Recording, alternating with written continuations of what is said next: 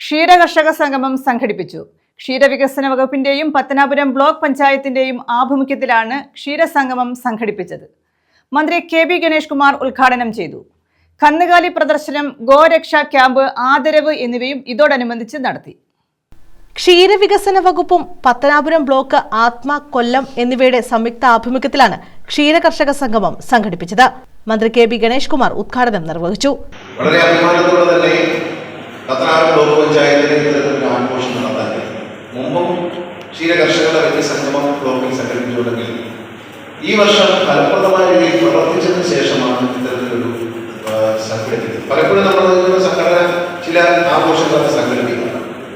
പക്ഷെ അതിനുപരിയായി ഈ വർഷം ഈ മേഖലയിൽ കോടിക്കണക്കിന് രൂപ ചെലവഴിച്ചുകൊണ്ടാണ് പത്തനാപുരം ബ്ലോക്ക് പഞ്ചായത്തിന്റെ പ്രവർത്തനം മികച്ച രീതിയിൽ നടന്നത്. ഇവിടെ തുടക്കത്തിൽ സ്വാഗത പ്രസിഡന്റ് പറയുന്നത് 100% പദ്ധതി വിഹിതം ചിലവഴിക്കാൻ കഴിയുന്ന ഒരു പഞ്ചായത്തായി കേരളത്തിലെ പ്രമുഖ പഞ്ചായത്ത് ഒന്നായി പത്തനാപുരം ബ്ലോക്ക് പഞ്ചായത്തിന് മാറാൻ കഴിഞ്ഞതിൽ ബ്ലോക്ക് പഞ്ചായത്ത് പ്രസിഡന്റിനെയും അംഗങ്ങളെയും ഉദ്യോഗസ്ഥരെയും ആദ്യമായി ഹൃദയത്തിന്റെ ഭാഷയിൽ പറഞ്ഞു. ഇതോടനുബന്ധിച്ച് കന്നുകാലി പ്രദർശനം, ഗോരക്ഷാ ക്യാമ്പ്, ക്ഷീരവികസന സെമിനാർ, ഡയറി എക്സിബിഷൻ, ക്ഷീരകർഷകരെ ആദരിക്കൽ എന്നിവയും നടത്തി. Pathanapuram block panchayat president A. Anandavalli അധ്യക്ഷത വഹിച്ചു.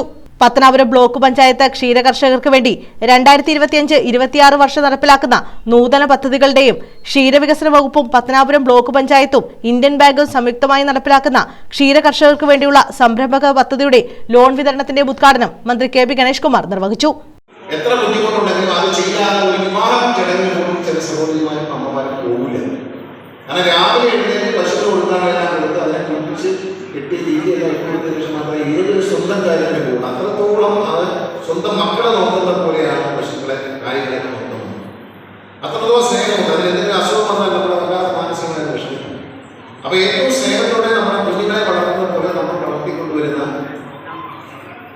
പശുക്കളെയും കന്നുകാലികളെയും നമ്മൾ സ്നേഹിച്ച് വളർത്തുന്നത്. കാരണം ഒരു ക്ഷമയോടുകൂടിയാണ്. അത് എല്ലാ ദിവസവും വളർന്നിട്ടില്ല. ഒരു സീസണിൽ പ്രസവം കഴിഞ്ഞാൽ കുറേ നാൾ പാല് തരും. പിന്നെ അത് നമ്മുടെ വീട്ടിൽ പോയിട്ട് വളർന്ന് വീണ്ടും പ്രസവിക്കുമ്പോൾ മാത്രമാണ് നമുക്ക് വരുമാനം കിട്ടുന്നത്. അതുവരെ നമ്മൾ ഇതിനെ വളർത്തുന്നത് സ്നേഹം കൊണ്ടാണ്. കരുണയോടുള്ള വീട്ടിൽ വല്ലാത്ത ഇഷ്ടം. നമ്മുടെ വീട്ടിൽ വളർത്തുന്ന ഒരു പശുവിനോടുള്ള നമ്മുടെ അമിതമായ സ്നേഹമുണ്ട്. ഓരോ 5 പശുക്കളുണ്ടെങ്കിൽ 5 പശുക്കളോടുള്ള ഒരു പേരൊക്കെ ഇട്ട് അതിനോട് നമ്മുടെ ആത്മ പ്രസവിക്കാം. അപ്പൊ അത്തരത്തിൽ നമ്മൾ സ്നേഹത്തോടെ വളർത്തുന്ന ഒരു 2 വശങ്ങളാണ്. ഒരു പാലിന് കിട്ടും, വളത്തിന് ചാണകത്തിന് എന്നതിനെ വേണ്ടിയായി പശുവിന്റെ ഒന്നും കാണാനില്ല. ക്ഷീരവികസന സെമിനാറിൽ പത്തനംതിട്ട ആത്മ ഡെപ്യൂട്ടി ഡയറക്ടർ മഹേഷ് നാരായണൻ മോഡറേറ്ററായി. പ്രവർത്തനം ആരംഭിച്ച പൊതുമേഖലാ സ്ഥാപനമാണ് കേരള ഫിഡ്സ് എന്നുള്ളത്. പ്രതിദിനം 500 ടൺ ഉൽപ്പാദനശേഷിയായിരുന്നു ഈ കമ്പനി ആരംഭിച്ച സമയത്ത് ഉണ്ടായിരുന്നത്. 500 ടൺ കാലിത്തീറ്റ ഒരു ദിവസം ഉൽപ്പാദിപ്പിക്കാൻ ശേഷി ഉണ്ടായിരുന്നു. അതിനുശേഷം 2002 150 ടണ്ണോടെ ഉൽപ്പാദനം പ്രതിദിനം വർദ്ധിപ്പിച്ച് 650 ടൺ ഉൽപ്പാദനശേഷിയായി. ആ കാലഘട്ടത്തിൽ കാലിത്തീറ്റയ്ക്ക് വളരെയധികം ഡിമാൻഡ് ഉണ്ടായിരുന്നു. അങ്ങനെ 2012 കരുനാഗപ്പള്ളിയിൽ പ്രതിദിനം 300 ടൺ ഉൽപ്പാദനശേഷിയുള്ള കാലിത്തീറ്റ ഫാക്ടറി ആരംഭിക്കുകയുണ്ടായി. അതുകൂടാതെ ഘട്ടംഘട്ടമായി പിന്നീട് കമ്പനി വികസിച്ച 2 യൂണിറ്റുകൾ 300 ടണ്ണിൻ്റെ ഒരു ഫാക്ടറി തൊടുപുഴയിലും 300 ടൺ ഉൽപ്പാദനശേഷിയുള്ള ഫാക്ടറി കോഴിക്കോടും 500 ടൺ ഉൽപ്പാദനശേഷിയുള്ള ഫാക്ടറി ഇടുക്കി ജില്ലയിലെ തൊടുപുഴയിലും സ്ഥാപിക്കുകയുണ്ടായി. ക്ഷീരമേഖലയിലെ സംരംഭകത്വ സാധ്യതകൾ, ബാങ്ക് പദ്ധതികളിലൂടെ ക്ഷീരമേഖല പുതിയ മാറ്റങ്ങൾ അറിയേണ്ടതെല്ലാം എന്ന വിഷയങ്ങളിലാണ് ക്ലാസ് നടന്നത്. ജേക്കബ് മാത്യു കുര്യാക്കരൻ, SR ധന്യ എന്നിവർ ക്ലാസ് നയിച്ചു. ജി ഗ്രീഷ്മ നന്ദി പറഞ്ഞു. ക്ഷീരവികസന വകുപ്പ് deputy director Surekha Nair report അവതരിപ്പിച്ചു.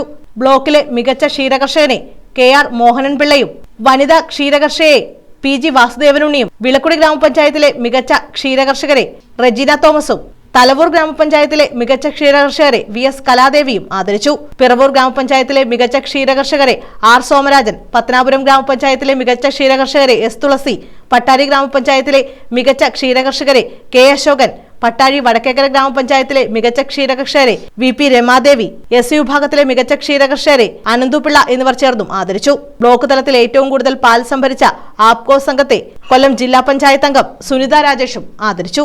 A Anandavalli, R Aromalunni, advocate Kariyar Naseer, Shameem Shamsuddeen, S Biju, V Vineeth, G Greeshma തുടങ്ങിയവർ പങ്കെടുത്തു. News bureau, Pathanapuram.